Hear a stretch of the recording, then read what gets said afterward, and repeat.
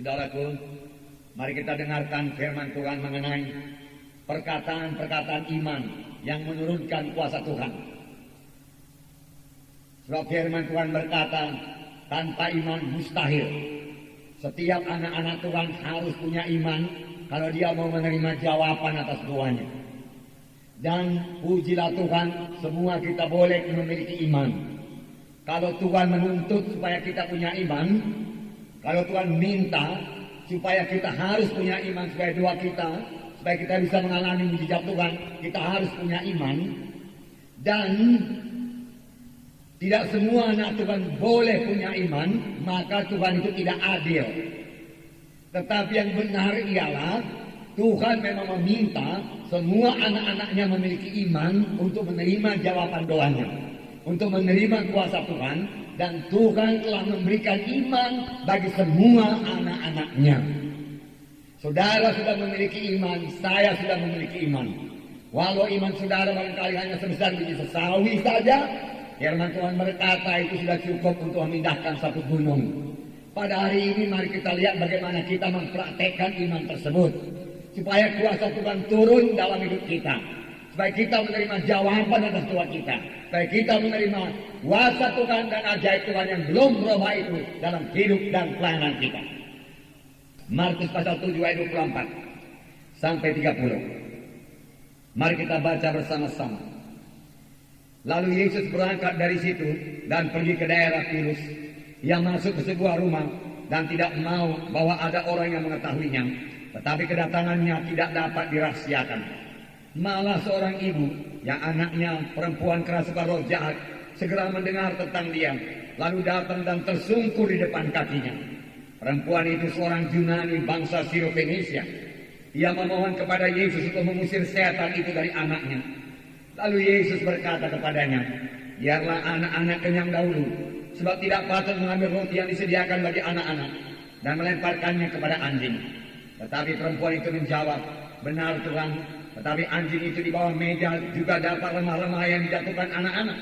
Maka kata Yesus kepada perempuan itu, karena kata-katamu itu, pergilah sekarang, sebab setan itu sudah keluar dari anakmu. Perempuan itu pulang ke rumahnya, lalu didapatinya anaknya itu terbaring di tempat tidur, sedang setan itu sudah keluar. Luar biasa kuasa Tuhan. Seorang ibu yang bukan orang Yahudi datang kepada Tuhan Yesus. Dia seorang Sirofenisia, orang Kanani, berarti orang Yunani dikatakan di sini. Saudara yang baru sedikit saja mendengar tentang Yesus, tidak sebanyak yang kita dengar sekarang ini. Dia belum punya Alkitab, saudaraku. Dia hanya mendengar dari mulut ke mulut bahwasanya Tuhan itu sanggup menyembuhkan penyakit, sanggup mengusir setan. Dan dia percaya. Dan dia datang kepada Tuhan Yesus. Tuhan Yesus sebenarnya mau istirahat. Sebab di sini dikatakan dia tidak mau kedatangannya diketahui oleh seorang jiwa pun. Tetapi tidak dapat dirahasiakan, perempuan itu datang kepadanya dan tersungkur di bawah kakinya dan berkata, sembuhkanlah anakku Tuhan. Tetapi Tuhan Yesus berkata, tidak patut dia ambil roti dari anak-anak lalu memberikannya kepada anjing. Bahkan Tuhan Yesus menyebut dia anjing. Tetapi ingat, Tuhan Yesus menyebut bahwasanya kesembuhan itu, kelepasan dari setan itu adalah roti untuk anak-anak. Roti untuk anak-anak adalah satu hal yang wajar saja. Tuhan suka memberikan roti kepada anak-anaknya. Berarti Tuhan suka menyembuhkan anak-anaknya dan melepaskannya daripada segala kuasa kegelapan. Ingat, saudaraku, bahwa dengan tiap-tiap penyakit ada hubungannya dengan roh-roh jahat di udara ini, saudaraku. Oleh sebab itu, kalau kita mau sembuh daripada penyakit, kita harus mengusir roh penyakit itu daripada kita di dalam nama Yesus. Tuhan Yesus berkata, tidak patut dia berroti daripada anak-anak dan memberikannya kepada anjing. Benar Tuhan, namun anjing juga makan remah-remah yang jatuh daripada meja tuannya. Tuhan Yesus berkata, hai perempuan, karena kata-katamu itu, hai perempuan, karena kata-katamu itu, pergilah, anakmu sudah sembuh. Dan perempuan itu pulang, didapatinya anaknya terbaring, tidur, dan setan itu sudah meninggalkan anaknya. Tuhan Yesus berkata, karena kata-katamu itu, bukan karena doamu, karena kata-katamu itu. Saudaraku, ada waktunya saya berdoa, ada waktunya saya berkata-kata. Demikian juga saudara, ada waktunya saudara berdoa, ada waktunya berkata-kata. Saudara, baik doa kita, baik kata-kata kita harus tepat, saudara. Perempuan ini perkataannya itu begitu berkuasanya perkataan tersebut, sehingga mendorong Yesus untuk menyembuhkan anaknya. Begitu berkuasanya perkataan perempuan ini, begitu berimannya perempuan ini, sehingga Yesus harus menolong anaknya. Walaupun mula-mula masih ditolak oleh Tuhan Yesus. Itu hanya kepada anjing, belakangan anjing itu dia katakan. Namun remah-remah saja mencukup Tuhan untuk anakku itu. Tuhan berkata, karena kata-katamu itu, pergilah, anakmu sudah sembuh, setan itu sudah keluar. Kata-kata kita yang beriman, yang berkuasa, saudaraku, setan pun tidak sanggup menahannya, saudaraku. Saudara yang kekasih dalam nama Yesus, perkataan perempuan ini menyebabkan kuasa Tuhan turun. Bagaimana dengan perkataan kita? Apakah perkataan kita juga mengundang kuasa Tuhan atau mengusir kuasa Tuhan? Bisa juga perkataan kita itu mengusir kuasa Tuhan. Sebab perkataan yang kita ucapkan bukanlah perkataan yang beriman, tapi perkataan yang kalah, perkataan yang mengeluh, perkataan yang berkata tidak mungkin lagi saya ditolong Tuhan. Matilah saya Tuhan. Memang nasibku sudah begini Tuhan. Saudara, perkataan yang demikian mengusir kuasa Tuhan. Tapi perempuan ini berkata, walaupun anaknya sudah kerasukan setan tak berapa lama saya tidak tahu. Tuhan, dia katakan, anjing-anjing juga apa remah-remah yang jatuh dari meja tuannya. Saudaraku, Yesus berkata, besarlah imanmu. Jadilah kepadamu sama sebagaimana kau percaya.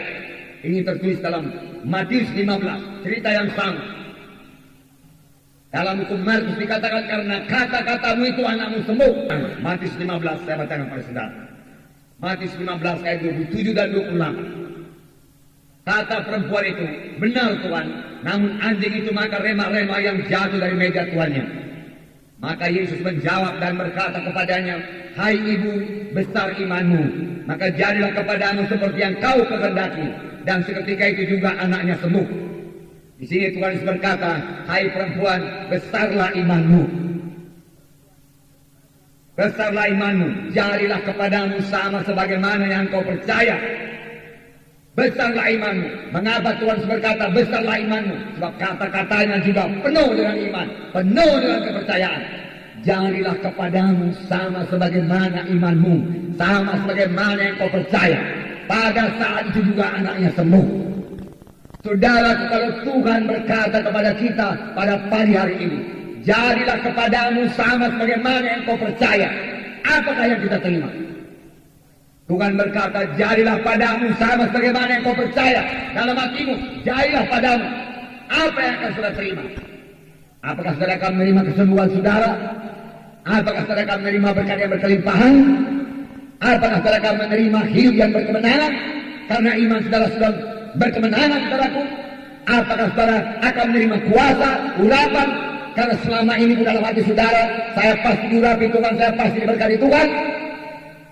Apakah yang akan kita terima? Kalau Tuhan Yesus berkata pada saat ini, jadilah kepadamu sama sebagaimana yang kau percayai. Apa yang kita percayai sekarang dalam hati kita? Saudaraku, sahabat, sebagaimana imanmu jadi padamu, Tuhan berkata. Adakah kesembuhan? Adakah keberkatan? Kalau memang iman saudara sembuh, maka saudara sembuh sekarang, bahkan bukan nanti, saudaraku. Bukan pulang ke rumah, sekarang ini. Iman selalu sekarang, pertolongan Tuhan selalu sekarang. Bahkan firman Tuhan lebih lagi daripada sekarang. Sebelumnya pun sudah diberikan Tuhan. Karena firman Tuhan berkata, oleh bilur-bilur Yesus, kamu sudah sembuh. Sudah, Tuhan berkata, bukan nanti. Sudah, sekarang sudah sembuh. Pandang saudara memiliki iman, saudara. Apalagi saudara mengucapkannya, saudara. Nah, saudara, jadi jangan percaya dalam pikiran saja, percaya dalam hati kita. Lalu kita ucapkan saudara perkataan yang menang, perkataan yang menyebabkan Yesus mengulurkan tangannya. Berkali-kali tertulis dalam Alkitab. Misalnya Bartimeus saudara berseru kepada Yesus, Yesus, tolong saya. Orang menegurnya, diam. Orang berkata, tapi makin keras dia berseru, Yesus, tolong saya. Yesus berhenti. Apa yang kau mau? Tuhan, supaya aku dapat melihat. Jadilah padamu sama sebagaimana imanmu. Dalam hukum Matius dikatakan 2 orang buta, bukan 1, berseru kepada Yesus, Yesus, tolong kami. Apa yang kau mau supaya aku berbuat padamu? supaya kami melihat Tuhan. Percaya engkau aku sanggup melakukannya? Mereka berkata, kami percaya Tuhan. Kami percaya Tuhan. Dia percaya dalam hatinya. Dia pasti sembuh. Lalu Tuhan Yesus berkata, jadilah padamu sama sebagaimana kau percaya. Lalu keduanya pun melek matanya. Benar-benarkah kita percaya akan janji-janji Tuhan, saudaraku? Atau kita memakai kepikiran kita, saudaraku? Biarlah kita percaya penuh akan janji Tuhan. Haleluya, saudaraku. Haleluya. Haleluya. Nah, saudara kekasih dalam nama Yesus.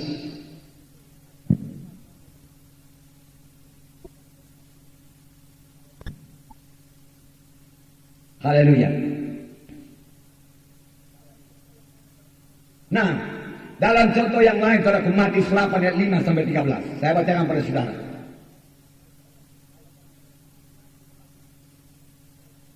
Matius 8 ayat 5. Treble. Matius 8 ayat 5. Saya bacakan pada saudara. Ketika Yesus masuk ke Kapernaum, datanglah seorang perwira mendapatkan dia dan memohon kepadanya, Tuhan, hambaku terbaring di rumah karena sakit lumpuh dan dia sangat menderita. Tuhan Yesus berkata kepadanya, aku akan datang menyembuhkannya. Tetapi jawab perwira itu kepadanya, Tuhan, aku tidak layak menerima Tuhan dalam rumahku. Katakan saja sepatah kata maka hambaku itu akan sembuh. Sebab aku sendiri seorang bawahan dan di bawahku ada pula prajurit. Jika kau berkata kepada salah seorang prajurit itu pergi, maka ia pergi, dan kepada seorang lagi datang, maka ia datang. Atau kepada hambaku, kerjakanlah ini, maka ia mengerjakannya. Setelah Yesus mendengar hal itu, heranlah ia dan berkata kepada mereka yang mengikutinya, aku berkata kepadamu, sesungguhnya iman sebesar ini tidak pernah aku jumpai pada seorang pun di antara orang Israel. Aku berkata kepadamu, banyak orang akan datang dari timur dan barat dan duduk makan bersama-sama dengan Abraham, Ishak dan Yakub dalam kerajaan sorga. Sedangkan anak-anak kerajaan itu akan disampaikan ke dalam kegelapan yang paling gelap, dan di sana akan terdapat ratap dan kertak gigi. Lalu Yesus berkata kepada perwira itu, pulanglah dan jadilah kepadamu seperti yang kau percaya. Maka pada saat itu juga sembuhlah hambanya. Maka pada saat itu juga sembuhlah hambanya. Sebab Tuhan Yesus berkata, jadilah kepadamu sama sebagaimana kau percaya. Rupanya pemuluh laskar ini dari mulanya dia sudah percaya. Kalau dia jumpa dengan Tuhan Yesus, pastilah hambanya itu akan sembuh. Dia seorang perwira, pemuluh laskar orang Romawi. Sebenarnya pada zaman itu tidak patut pemuluh laskar datang menghadap orang Yahudi. Tapi karena kasihnya yang begitu besar kepada hambanya, saudaraku, dia rela merendahkan diri supaya hambanya itu sembuh. Saudaraku, mari kita perhatikan. Inilah dia orang kafir, saudaraku, yang memiliki kasih, perhatian. Dia memperhatikan hambanya. Hambanya itu sakit. Biasa, saudaraku, pembunuh ini dikatakan centurion. Ada 100 orang tantaranya, satu sakit. Masih ada 99 orang yang sanggup mengerjakan segala perkara. Namun, saudaraku, dia kasihan kepada yang satu itu, saudaraku. Lalu dia minta tolong kepada Tuhan Yesus, supaya Tuhan Yesus menyembuhkannya, saudaraku. Saudara, apakah kita anak-anak Tuhan dapat berbuat demikian, saudaraku? Pada anak-anak Tuhan yang lain, kalau kita menjumpai anak Tuhan yang lain, saudaraku, benarkah dengan rela hati kita mendoakannya? Dengan sungguh-sungguh hati kita berdoa kepada Tuhan. Pemuluh laskar yang belum selamat ini, saudaraku, hanya sedikit saja mendengar tentang Yesus, dia datang supaya hambanya itu bisa ditolong oleh Tuhan Yesus. Dan nyatanya dia memiliki iman yang besar. Tuhan Yesus berkata, besarlah imanmu. Mengapa Tuhan Yesus berkata besarlah imanmu? Karena kata-katanya yang benar, kata-katanya yang berkuasa. Tuhan, tidak perlu kau susah-susah datang ke rumahku. Ucapkan sepatah kata saja, satu hambaku akan sembuh. Dia katakan, karena aku ini juga seorang yang berkuasa, tapi kuasaku tidak sebesar kuasamu. Kuasaku jauh lebih kecil, Tuhan. Namun aku punya kuasa kepada bawahanku. Aku menyuruh dia pergi, memanggil dia datang, dan disuruh perbuat itu, dia perbuat. Tuhan, Engkau punya kuasa atas penyakit. Engkau punya kuasa atas bumi ini. Bumi ini dulu Kau jadi kaya dengan ucapanmu saja. Penyakit selalu kecil kepadamu Tuhan. Engkau punya kuasa atas setan. Oleh sebab itu Tuhan, enggak usah capek-capek. Ucapkan sepatah kata saja, maka hambaku ini pasti sembuh. Yesus heran.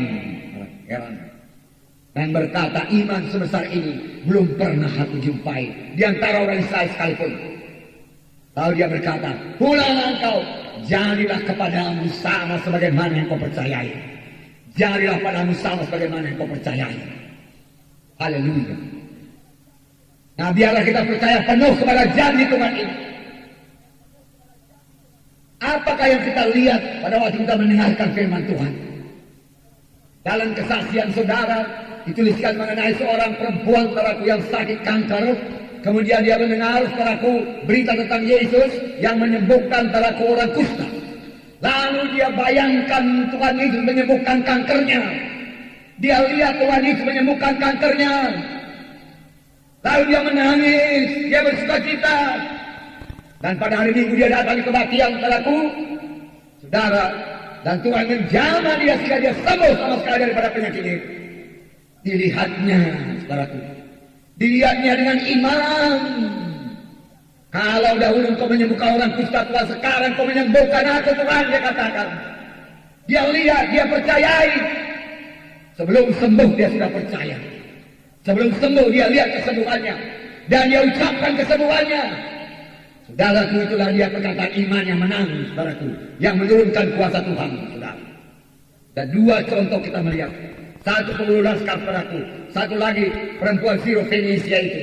Di mana kepada yang satu Tuhan berkata, besarlah imanmu. Pada yang kedua juga Tuhan berkata, besarlah imanmu.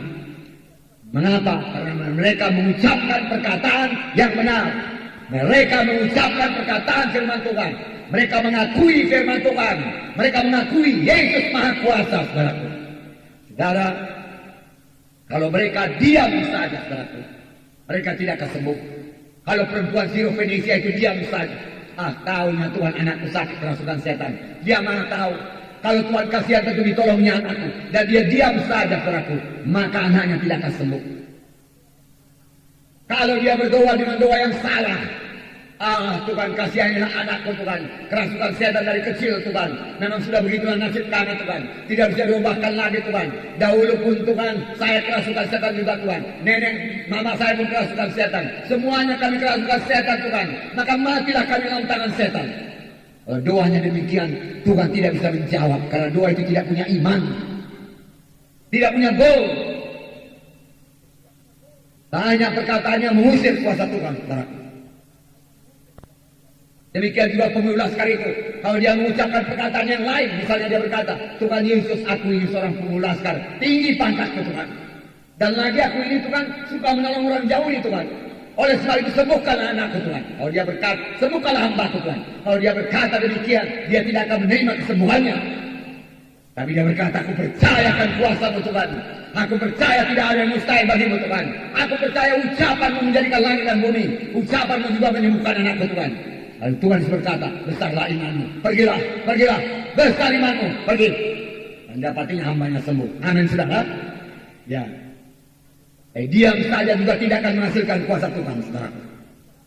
Jadi kita harus mengucapkan perkataan iman. Saudara harus mengucapkan perkataan iman. Kalau saudara mau menerima kuasa Tuhan di dalam hidup saudara, ucapkan perkataan iman itu, saudara. Tidak ada yang dapat menggantikan perkataan iman. Tidak cukup hanya berkata-kata dalam hati saja, saudara. Tidak, ucapkan iman saudara. Ucapkan iman saudara. Tidak cukup dipikirkan saja. Tidak cukup setuju saja, saudara. Tidak cukup percaya dalam hati saja. Ucapkan. Sedangkan untuk keselamatan jiwa, saudara.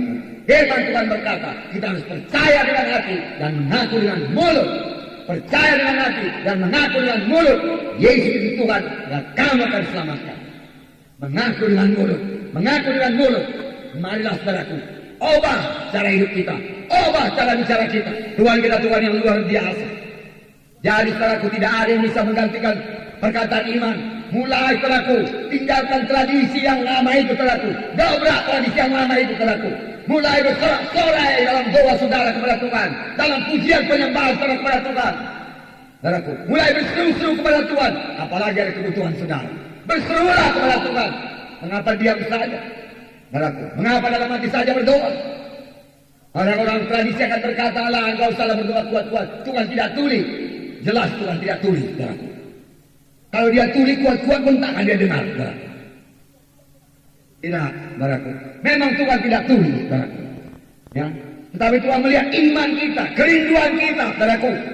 Kesungguhan hati kita dalam minta kepada Tuhan. Anak kita saja, saudaraku, kalau datang kepada kita, "Pak, nanti tinggalkan uang jajan saya ya," dikatakan. Saudara, mereka sudah lupa meninggalkan barang. "Pak, nanti tinggalkan buku saya ya, 5.000 rupiah." Lalu dia pergi. Saudaraku, kebanyakan kau bapak kan lupa. Kalau dia minta sungguh-sungguh, saudaraku, guru berkata tadi bahwasanya kami harus beli buku sejarah. Harganya 5.000 rupiah. Sama harganya di sekolah untuk buku. Saya sudah cek Bapak, oleh sebab itu saya perlu. Besok buku itu mesti ada Pak. Oleh sebab itu sekarang uangnya Bapak berikan. Bapaknya akan memberikan. Betul aku? Betul. Nah ini yang kasih. Bapaknya pun tidak akan suka kalau anaknya itu, mintalah 5.000 Pak, kasihanlah Pak, nggak ada uangku Pak, aku kan masih sekolah Pak, nggak ada pencarianku, saya terima 5.000 Pak, tolonglah Pak, matilah aku Pak.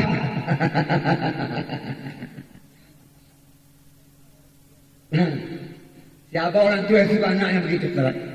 Demikian kepada Tuhan, saudara. Demikian kepada Tuhan. Perlu berdoa sungguh-sungguh, perlu, saudara, perlu.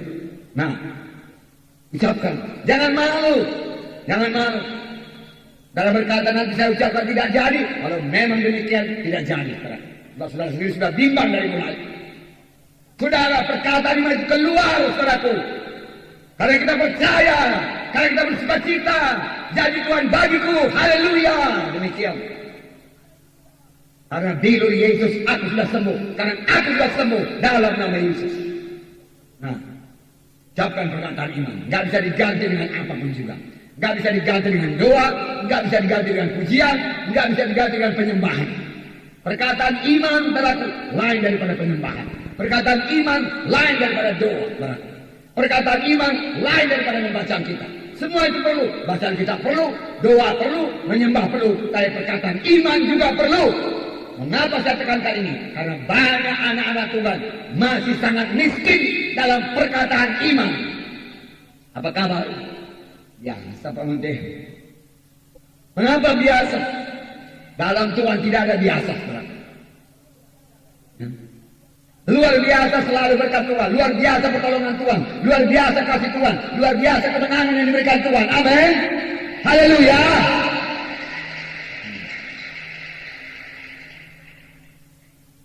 Bagaimana pekerjaan? Berhasil berkat pertolongan Tuhan. Berkelimpahan diberikan Tuhan, kemenangan diberikan Tuhan. Berhasil kita Pak Menteri, berhasil. Itu ucapan iman. Amin saudara. Ya, ucapan iman. Matius 12 ayat 36-37. Saya bacakan bersama. Tetapi aku berkata kepadamu, setiap kata sia-sia yang diucapkan orang harus dipertanggungjawabkannya pada hari penghakiman. Karena menurut ucapanmu engkau akan dibenarkan, dan menurut ucapanmu pula engkau akan dihukum. Hati-hati dengan perkataan sia-sia. Firman Tuhan berkata, dari setiap perkataan yang sia-sia kita harus memberikan pertanggung jawab. Hati-hati dengan gunjing, hati-hati dengan mengata-ngatai orang lain, hati-hati dengan mengata-ngatai gereja, hati-hati dengan mengata-ngatai hamba-hamba Tuhan. Tuhan akan tanya, mengapa engkau berbuat demikian? Dari hal perkataan yang sia-sia, kamu harus memberi pertanggungan jawab. Nanti Tuhan berkata, karena dengan perkataanmu engkau akan dibenarkan, dan menurut ucapanmu engkau akan dihukum. Dengan kata lain, dengan perkataanmu yang benar, engkau akan masuk dalam hidup yang kekal. Dengan perkataan yang salah, engkau akan dihukum selama-lamanya dalam neraka. Melalui apa? Perkataan. Oleh sebab itu hati-hati dengan perkataan ini. Karena dengan perkataan kau bisa masuk surga, dengan perkataan kau akan masuk neraka.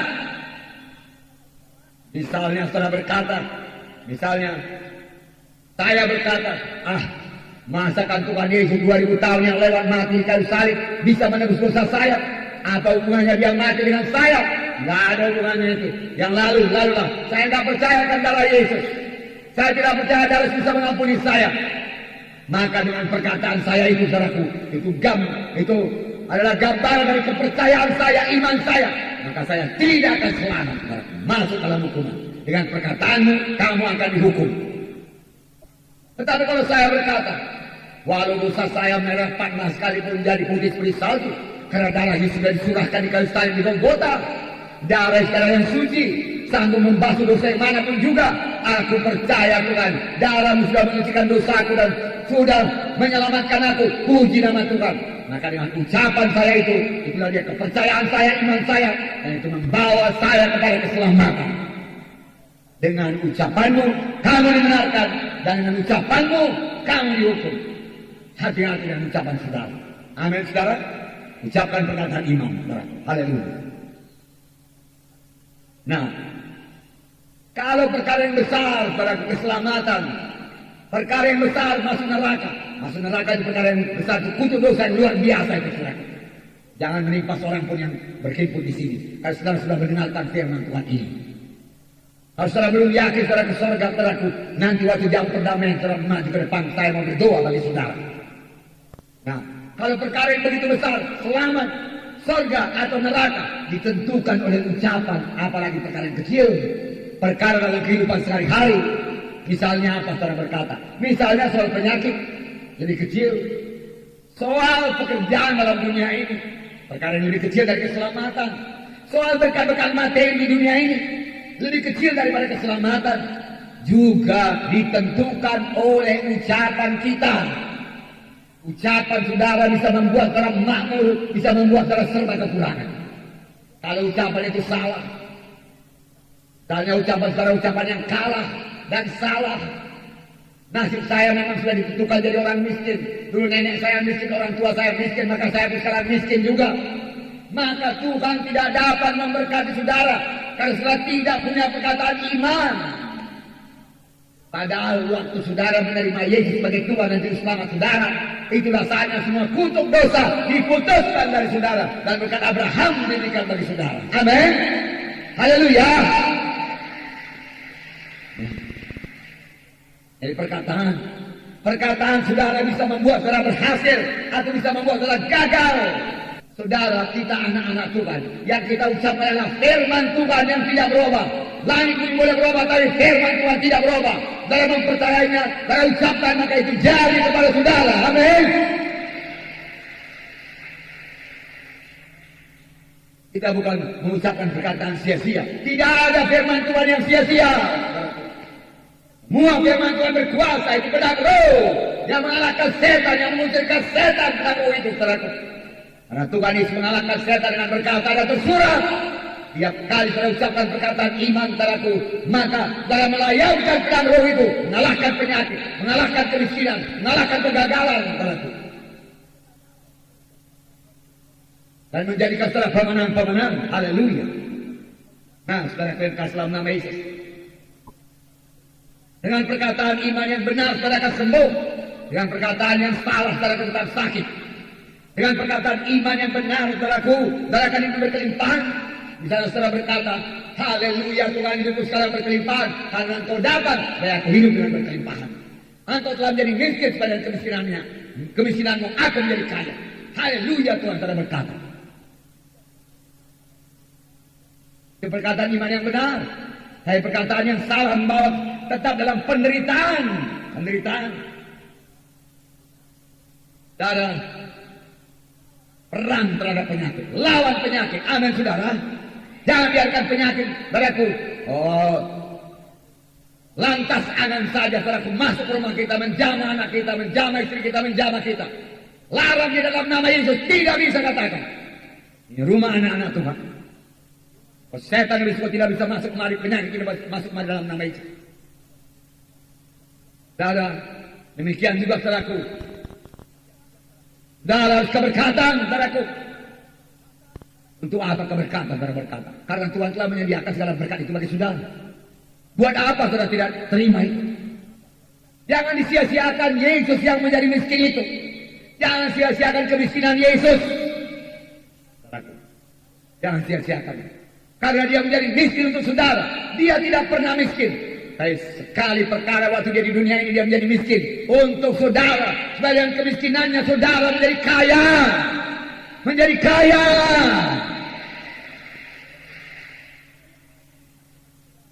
Tanamkan dalam hati saudara. Saya kaya. Begitu dalam hati saudara. Saudara, kita harus mengenapkan perintah Allah. Bangun dan bangkit. Nah, untuk itu saudara perlu sehat. Untuk itu saudara perlu diberkati Tuhan. Untuk mengenapkan perintah agung saudara perlu sehat. Amin. Untuk mengenapkan perintah agung saudara perlu diberkati Tuhan. Haleluya. Dan ada berita baik bagi saudara. Tuhan memang sudah memberikan berkat itu bagi saudara. Amin. Hanya ditarik dengan iman. Sudah ada. Nggak perlu merengek-rengek mintanya. Sudah ada. Hanya dengan perkataan iman. Haleluya Tuhan, aku percaya padamu Tuhan. Aku tidak akan kekurangan Tuhan.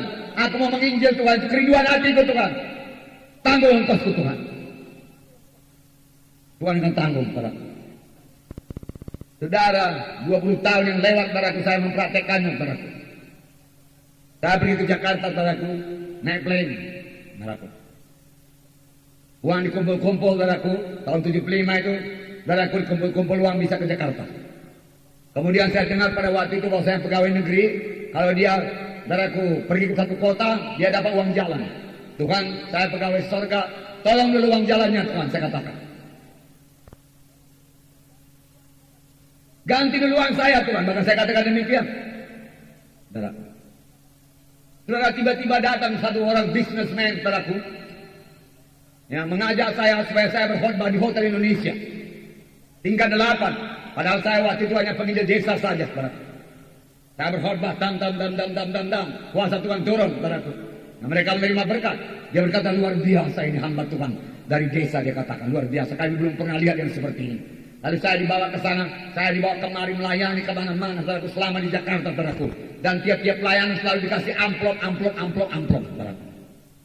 Saudara, waktu saya mau pulang ke Medan padaku, saya bukain amplopnya semua setelah saya doakan padaku. Saudara tahu padaku, isinya amplop itu lebih daripada ongkos saya naik plane pergi balik Medan Jakarta Medan padaku. Lebih. Dan saya katakan, terima kasih Tuhan, uang jalan sudah kau berikan, cukuplah Tuhan, saya katakan. Memang sudah dikasihkan Tuhan, saudara.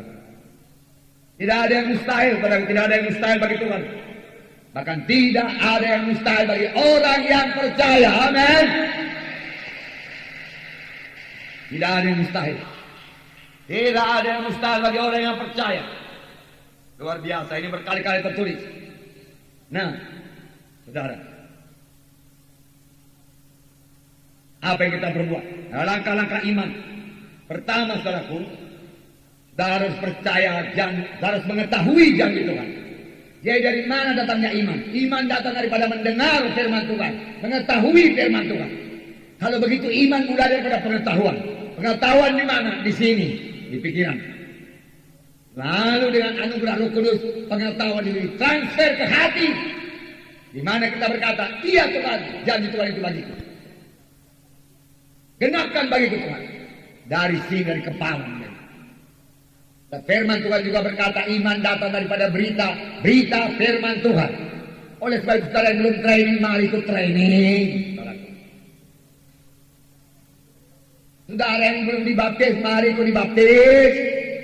Saudara bertanya, apa hubungannya bangun saya dibaptis dengan mengetahui firman Tuhan? Banyak hubungannya, saudaraku. Sebelum saudara dibaptis, saudara dikuasai pikiran yang lama. Sebelum saudara dibaptis, keinginan yang lama menguasai saudara. Sebelum saudara dibaptis, saudaraku, ikatan-ikatan kehendak-kehendak yang lama yang tidak baik mengikat saudara. Tapi dalam baptis saudara dibebaskan. Nah, saudara boleh memakai pikiran yang terang. Dan dengan pikiran yang terang saudara boleh mengerti firman Tuhan. Dan kalau saudara sudah mengerti firman Tuhan, iman saudara boleh tumbuh dan saudara boleh mengucapkan perkataan iman. Lalu saudara mengalami kuasa Tuhan dan mujizat Tuhan dalam hidup saudara. Amin.